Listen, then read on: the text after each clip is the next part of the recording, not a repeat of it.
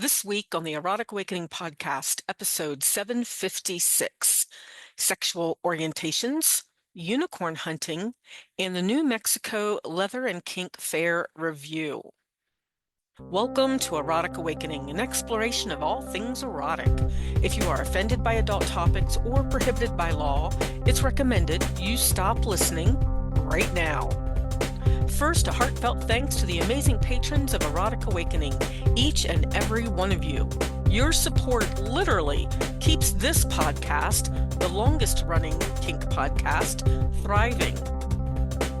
This week, a special welcome to our newest supporters, Jack and Jill. How funny is that? I'm so glad you're here, and thanks for your support. If you are not already a supporting patron of the show, I invite you to join the current supporters so it can continue. Just visit patreon.com/erotic awakening and sign up for as little as $5 a month. Every dollar counts. Hi, everyone. I'm Dawn. And I'm here this week to continue the conversation on power exchange, polyamory, sacred sexuality, and everything in between. Sorry for that popping out, but I've actually been driving 13 hours today.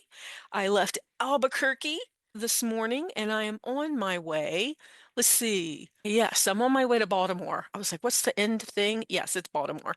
So New Mexico Leather and Kink Fair was 2 weekends ago. And then I got to spend 10 days with the boyfriend. And then next is Primal Arts. So Baltimore, it'll be a 13-hour drive today, a 13-hour drive tomorrow, and that only gets me to Indianapolis. But I get to spend some time in Indianapolis with former staff members of PXS and BTL. And then I'll be in Columbus seeing my kids and spending time with Karen, a former Meta. And then it's off to Primal Arts. Busy, busy couple of weeks. Anyway, so I'm going to be talking a little bit about the New Mexico Leather and Kink Fair. It's a couple of today's topics. And the first one is sexual orientations. Oh, so how did this come about? I was helping someone set up their FetLife profile while I was in New Mexico. I was at the event and she wanted to keep in touch with me and to see what other classes I teach and things like that. So I told her everything I do is advertised on FetLife. She's like, oh my God, I haven't used my FetLife profile in like 7 years or something like that. So we sat down on a couch together and I was helping her set up her profile. And she had a lot of questions, and most of them were about editing her profile. There used to be like 5 sexual orientations. It used to be heterosexual, bisexual, gay, pansexual. There was only like 4 or 5, right? Now I didn't even count them, 27 maybe. So she's asking me a lot of questions about these words that I have no clue about because I have always put pansexual. So being interested in someone not based on their gender, pansexual. Well, now there's a whole lot more. So I had to start with some research. I'm going to throw a couple of these out there for you. And I don't know how many I'm going to do. And then I'll do some more next week or the following week. When I don't have some interviews, I'll go over a few more of these. Let's start with the top of the list. Oh, it would be so awesome to do this alphabetically. Nope. FetLife is not in alphabetical order. So we'll just start with what they have as the top. So let's go with androsexual. What that means is attracted to masculinity, whatever that means for you. Minsexual, M-I-N, minsexual, attracted to those masculine in nature. I don't know how to pronounce this one. Gyn? I'm surprised it's not gyno. Maybe I don't know. Gyne, sexual, attracted to femininity. Finsexual. I'm glad I looked that up. I actually thought it was short for financial. I have recently come into knowing someone that is attracted to finances and that sexually turns them on. So it is a thing. I don't see it as one of the ones listed here. Finsexual, feminine in nature. So you're attracted to someone feminine in nature. Nin, N-I-N sexual.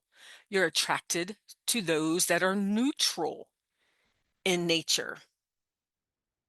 So you've got minsexual, masculine in nature, finsexual, feminine in nature, ninsexual, neutral in nature. And then you have phallosexual, which means you are attracted to those with penises. Yonisexual, you are attracted to those with yonis, another word for vaginas. There's a few other here. Achilean, man or man-aligned individual attracted to other men and men-aligned people. Sapphic, just the opposite. Woman or woman-aligned individual attracted to other women or women-aligned people. Neptunic, attracted to anyone that's not a man. Saturnic, kind of like Saturn, but with an IC on the end. Saturnic, Saturnic. You're attracted to someone that's neutral, aligned, or non-binary.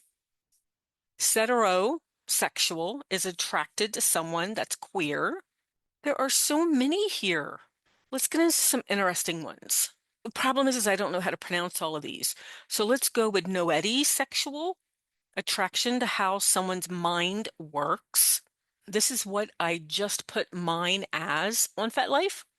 I've always had pansexual or omnisexual because I was told omnisexual was something different than what I just researched. I put soulsexual.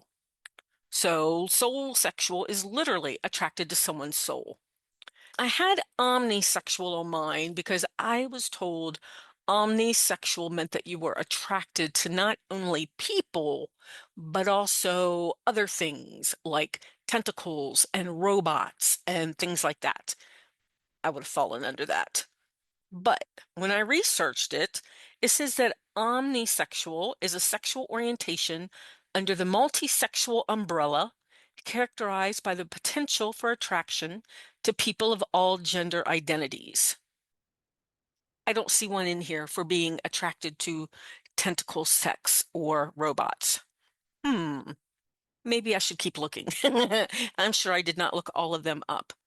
What are some other ones? Sapiosexual, attracted to someone's intelligence. A lot of people put in that they are demisexual, and this means that a demisexual is someone who experiences sexual attraction only after forming a strong emotional bond with another person. This puts it on the asexual spectrum. Ooh, here is a good one. Symbiosexual, attraction to a couple's energy. Dan and I actually dated someone that I would consider symbiosexual.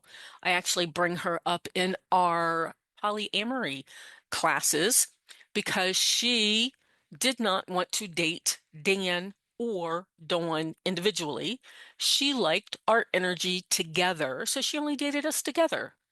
And that's what that one is, symbiosexual. Oh my gosh, I think that is enough for this show. And I only covered what, maybe 8, 9, 10, and I have a list of 4 times that. So we will cover some of the other ones on future shows. If you would like to share with me your personal experience with any of these orientations, feel free. You can find me in person at Primal Arts in Baltimore, May 7 through 11, where I'll be presenting and vending. Twisted Tryst in Ohio, June 11 through 14, where I'm presenting. I'll be checking out an event in South Dakota in July so that I can present there next year. Seek a submissive retreat in Wisconsin, October 8 through 11. Satiricon in Madison, November 14th, presenting and vending. I'm also in negotiations with at least one event in Albuquerque, again in October, and more coming up. Keep up with all the places I'm presenting or vending, my online classes and intensives, book news, discounts, and more via the Erotic Awakening newsletter. When you sign up, you can get your EA shout out like Octopussy in Florida. I was just talking about tentacle sex. Head over to eroticawakening.com and subscribe to the newsletter today. Oh my gosh, unicorn hunting. Do you know how controversial that topic is? So controversial. I'm not going to go into the controversy of it. Personally, I don't have an issue with it. All it means is a couple that is looking for a single bi-submissive woman. This used to fall under the umbrella of CoAmory. Some people got treated badly in this situation, and unicorn hunting became a naughty word. So, anyway, that is not what I'm talking about tonight. I mean, I can see why some people have a problem with it. Uh, but like I said, with that word symbiosexual, attraction to a couple's energy, there are unicorns out there looking for couples, singles looking for couples. But the reason I'm bringing it up is because I'm seeing ads that are a bit concerning. And now that I'm a single, kind of, sorta, I mean, I'm poly and I have poly partners, but I don't have a primary. I wouldn't mind dating a couple. So I'm on some of the groups where it's singles looking for couples or couples looking for singles. But boy, I saw an ad recently that's just had red flags all over it. And I wanted to throw it out there. Please be careful. This ad, some people were challenging the poster. Some people were like, ooh, give me more information. I'm interested in this. And I'm like, holy cow, don't you see the red flags? So the post went like this. Looking for a single woman. Okay, let me start over. I'll fix the grammar. Looking for a single woman to join us in Colorado. You will be financially taken care of. We are cuddlers, and I don't have time for him as I'm too busy. A plus if you want to have a baby and stay home and raise it with us supporting each other. Like I said, some people were like, whoa, tell me more. I'm interested. And others were like, oh, come on, this can't be real. So she gets offended when people start challenging her. And later she goes on to say that the guy is a millionaire, so he's not on Facebook in case people start trying to track him down and things like that. And because he's a cuddler, he just wants another woman to be part of the family. And then, oh my gosh, this woman starts going on about how she's got other partners and he has another cuddle buddy. So I asked, well, if you've got other partners and he has another partner, does that mean the person coming in will be allowed to have other partners? And I was told absolutely not, because if a baby was going to be brought in, she needed to know that it was her husband's, and very sketchy. Very, very, very sketchy. And she got angry. That's a warning sign right there. If you're being asked questions and you're going to get angry So I wanted to throw out there, if you are a unicorn, if you are a couple, anybody in any situation, vet the people. I- In polyamory, it's probably going to be harder to vet them, but there's got to be ways. Be safe. Use your discernment. Trust your gut. Don't be so needy that people can take advantage of you, right? We get that. God, what do we call it? In the poly world, it's going to be called something different. But in the kink world, we call it sub frenzy and slave crave. And just you want something so badly that you ignore the red flags. You want something so badly. I'm repeating this. You want something so badly that you ignore the red flags. If you're truly looking for a relationship like this, there are people out there that will be a match for you. Keep looking. Don't take what's offered. And oh my God, I was so waiting for this woman to say, he's a millionaire and he has a helicopter. I just really thought that's how she was going to answer this. So I just wanted to throw that out there. Trust your gut, use your discernment, be safe. We can live out our fantasies, we can live out what we need. We just need to be patient and oh, don't ignore the red flags. All right. Moving on from that subject, I have more to say about that than I think I do, but it's all going to sound the same. Be safe. Like I mentioned before, I just did the New Mexico Leather and Kink Fair. It was fantastic. They had a great turnout. The classes were great. This is the first time I've taught in New Mexico. So, funny enough, the first time I've taught in New Mexico, and yet I ran across 5 people that I knew. One I had met in Ohio at Twisted Tryst years ago. The second one used to be a member of the Columbus Space, but he was in the area, stopped by to say hi and check it out. And then the other two were presenters that I never get a chance to talk to. One is from the area, one was there to present, Hardy Haberman. So that was kind of neat. And then I met a lot of new people. Fun, fun. I got to vend and present. So I have found that as an introvert, that is my happy place. I present and then I go vend. And then if people want to talk to me about the class, they know where to find me. So yep, it's that sweet spot for an introvert. And then I had to go back to the boyfriends and crash because people. So the classes I taught were standing room only. It was fantastic. The person that brought me in didn't know. I mean, they picked the classes, but they weren't exactly sure how they were going to be received. And come to find out, they were very well received. I did an introvert's guide to the kink community and 6 styles of negotiation to get the play you want. And like I said, standing room only. And then I was able to sell books. I almost sold out of kink starter cards and I sold all but 3 of the hooded aftercare blankets. Now I have to make more for Primal Arts, but that's okay. That's the fun part. Oh my gosh, New Mexico, great support, good people. I'm looking forward to coming back in October. There's 2 events going on in October, and I don't know if I'm coming back for 1 or 2 of them, but wow. I think that's enough for tonight. I think the caffeine is wearing off. 13 hours of driving. Yep, this is enough.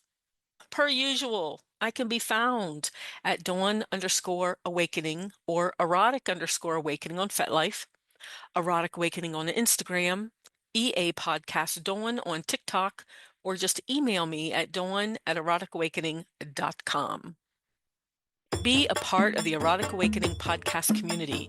You can become a patron of the show and get early access to the podcast, a free copy of the audiobook Polyamory Toolkit, free ebooks, discounts on monthly Zoom classes, member-only Discord, not safe for work channel, and more. Find all the goodies at patreon.com/erotic awakening today. And help others find the show. Give us high ratings wherever you listen to the podcast, and most importantly, tell your friends.